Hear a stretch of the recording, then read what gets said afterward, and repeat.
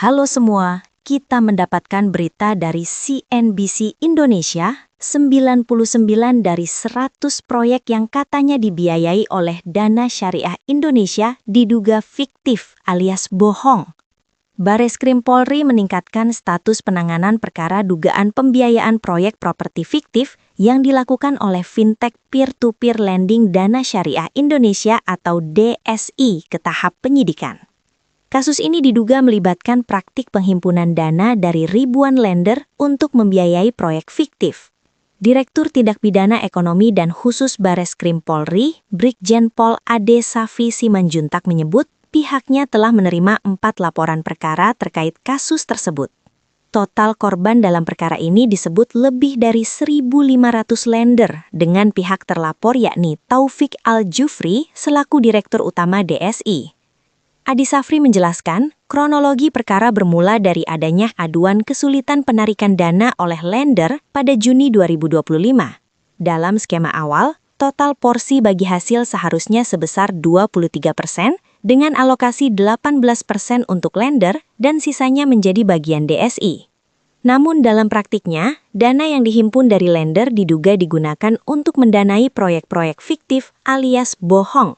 Penyidik menduga DSI menciptakan peminjam fiktif yang palsu maupun menggunakan peminjam asli tetapi dengan proyek yang tidak pernah ada dan dilakukan tanpa sepengetahuan peminjam. Kamis 15 Januari 2026, Ade dalam rapat bersama Komisi 3 DPR RI di Jakarta menjelaskan, jadi tanpa sepengetahuan borrower, PT DSI menciptakan proyek properti fiktif. Di antara 100 proyek yang diklaim, 99 diantaranya fiktif. Bareskrim juga mengungkap latar belakang operasional DSI yang berdiri pada 2017 dan mulai beroperasi sejak 2018. Meski demikian, DSI baru mengantongi izin usaha resmi dari Otoritas Jasa Keuangan atau OJK pada 2021. Dalam proses penyidikan, Bareskrim turut menerima laporan hasil analisis transaksi keuangan dari Pusat Pelaporan dan Analisis Transaksi Keuangan atau PPATK. Laporan yang diterima pada 15 Januari 2025 tersebut menjadi dasar bagi penyidik untuk melakukan penelusuran dan pelacakan aset. Dia menjelaskan, ada beberapa indikasi fraud yang ditemukan, di mana dana lender yang dihimpun di rekening escrow DSI dialihkan ke perusahaan afiliasi PT DSI ini. Ini masuk ke rekening vehicle-nya atau perusahaan yang terafiliasi dengan PT DSI. Selain itu, penyidik juga menemukan adanya proyek fiktif yang dibuat dengan memanfaatkan identitas peminjam yang sudah terdaftar di sistem. Dalam kasus ini, peminjam yang namanya digunakan disebut tidak mengetahui bahwa identitasnya dipakai untuk proyek fiktif tersebut. Terkait penelusuran aset, Bareskrim telah melakukan analisis aliran dana untuk melacak hasil kejahatan. Langkah ini dilakukan untuk mengungkap upaya pengaburan dan penyamaran aset hasil tindak pidana. Berdasarkan hasil pemeriksaan dan temuan indikasi fraud, PT DSI diduga melanggar ketentuan pasal 158 Peraturan OJK Nomor 40 Tahun 2024 tentang Layanan Pendanaan Bersama Berbasis Teknologi Informasi atau LPBBTI. Pelanggaran tersebut antara lain mencakup pelarangan melakukan kegiatan usaha di luar ruang lingkup LPBBTI sebagaimana diatur dalam pasal 158 huruf A dan huruf D. Ngeri ya! Dari 100 proyek, hanya 1 yang benar. 99 bohong semua. Tetapi, walaupun penipuan ini adalah pelanggaran terhadap hukum negara, namun sebenarnya praktik penipuan ini sama sekali tidak melanggar ajaran Islam. Dan bahkan, ini adalah penerapan ajaran Islam. Di dalam Islam, ada ajaran yang disebut taqiyah, yang berdasarkan Al-Quran. Taqiyah adalah doktrin yang membolehkan seorang muslim untuk berbohong dalam 3 hal. Yang pertama adalah berbohong kepada keluarga, katanya demi kebaikan. Kalau ada ustadz nikah lagi dengan perempuan lain, lalu istrinya bertanya apakah dia nikah lagi dengan perempuan lain, ustadz tersebut boleh berbohong bilang enggak. Menurut ajaran Islam, ini demi kebaikan istrinya. Katanya demi menjaga perasaan istrinya. Daripada istrinya sakit hati dengan ustadz nikah lagi, lebih baik istrinya dibohongin supaya tidak sakit hati. Tetapi menurut saya, ini adalah ajaran triple biadab. Seharusnya, seorang lelaki diajarkan untuk setia kepada istrinya. Kalau tidak mau menyakiti hati istrinya, jangan nikah lagi dengan perempuan lain. Islam bukan hanya mengajarkan seorang lelaki untuk berperilaku tidak setia kepada istrinya, tetapi juga mengajarkan caranya diam-diam seperti pencuri. Ini sudah double biadab. Dan yang ketiga, jika ketahuan, diajarkan untuk menipu istrinya dengan berkata tidak padahal iya. Triple biadab kan? Nah, jika istri aja boleh ditipu di dalam ajaran Islam, bagaimana dengan yang lain? Tentu saja, musuh dan bahkan sahabat boleh ditipu dalam ajaran Islam. Katanya demi kebaikan. Pertanyaannya adalah, demi kebaikan siapa? Mari kita bahas ajaran takiyah dalam konteks kasus dana syariah ini. Katanya, takiyah boleh dilakukan dalam keadaan darurat jika ada ancaman terhadap jiwa, harta, atau komunitas. Bagi para penipu dana syariah ini, dan sebenarnya bagi semua penipu, mereka memang dalam keadaan darurat. Lagi nggak punya duit, tapi ada kebutuhan yang harus dibayar. Itu keadaan darurat yang serius kan? Jadi dalam keadaan darurat dan terpaksa akan selalu menjadi alasan semua maling dan penipu. Kemudian demi kebaikan. Demi kebaikan siapa? Tentunya mereka menipu demi kebaikan diri sendiri. Tetapi mereka juga bisa berkata demi membayar karyawan serta para endorser yang juga sedang keadaan darurat butuh uang kan? Jadi apa yang dilakukan oleh dana syariah sama sekali tidak melanggar ajaran Islam. Dana syariah ini justru menjalankan agama Islam sebagaimana yang telah diajarkan. Menipu orang lain demi kebaikan diri sendiri dan kelompoknya sendiri. Nah, kalau kamu mau berkata takiyah bukan ajaran Islam, ketahuilah bahwa sebenarnya kamu telah tertipu. Ajaran takiyah itu adalah ajaran Islam yang berdasarkan Al-Quran dan hadis. Salah satunya dari Al-Quran surah 16 ayat 106 yang isinya begini. Siapa yang kufur kepada Allah setelah beriman, dalam kurung, dia mendapat kemurkaan Allah, dalam kurung, mengucapkan kalimat kekufuran, sedangkan hatinya tetap tenang dengan keimanannya, dalam kurung, dia tidak berdosa. Akan tetapi, siapa yang berlapang dada untuk dalam kurung menerima kekufuran, niscaya kemurkaan Allah menimpanya dan bagi mereka ada azab yang besar. Jadi, Islam diajarkan untuk boleh mengucapkan sesuatu yang berbeda dengan apa yang ada di dalam hati alias berbohong.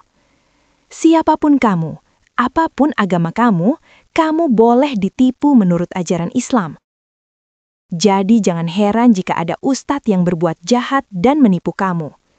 Berkhianat dan menipu istrinya sendiri aja boleh, apalagi berbuat jahat dan menipu kamu.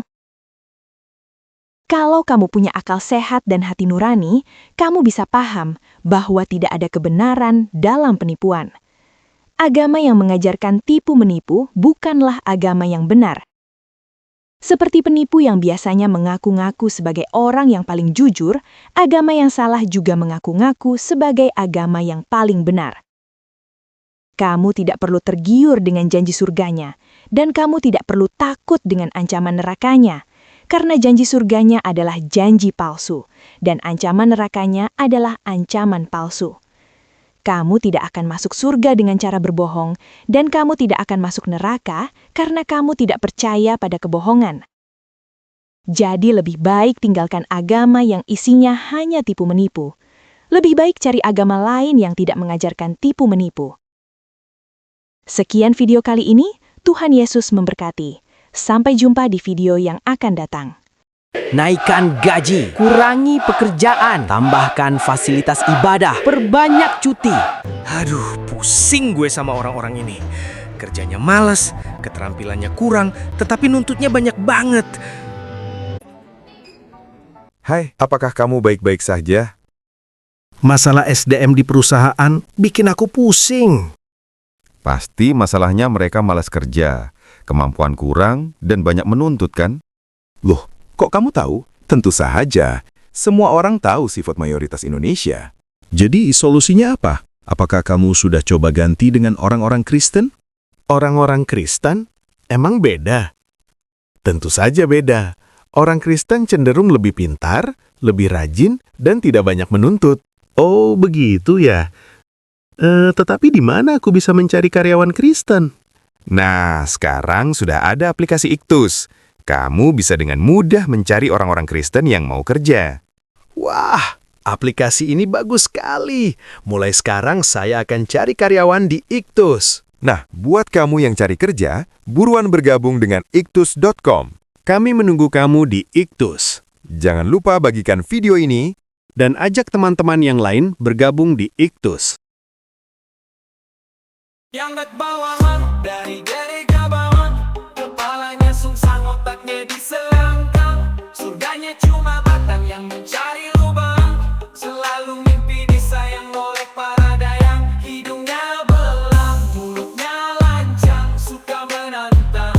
Dengan muka garang, tidak bisa menang. Kalau tidak curang, sering dapat uang. Menggunakan parang, tapi ngaku dagang di tanah abang.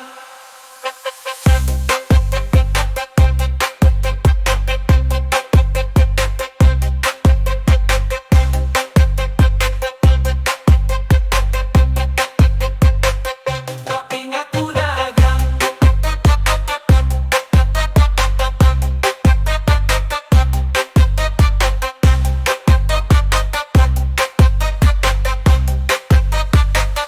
Di tanah bawang yang terbelakang, pengetahuannya kurang, nuraninya hilang. Percaya Tuhan yang berhutang, untuk Nabi berperang. Suka barang benci semua orang, merampok para tukang yang bekerja di ladang. Memperbudak bujang dan perempuan yang malang. Baju putih dia pasang lalu pergi ke simpang. Ibadahnya adalah nampang, supaya dikira nyumbang. Dongeng dia pegang, sejarah dia buang.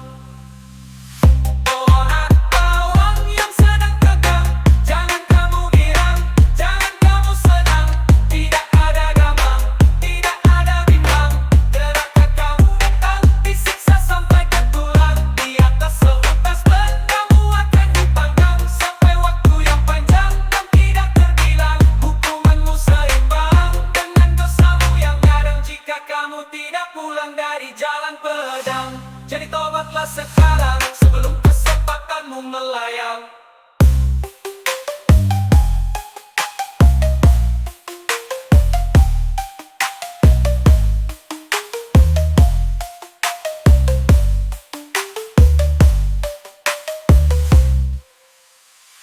Orang bawang yang sedang tegang, jangan kamu girang, jangan kamu senang. Tidak ada gamang, tidak ada bimbang.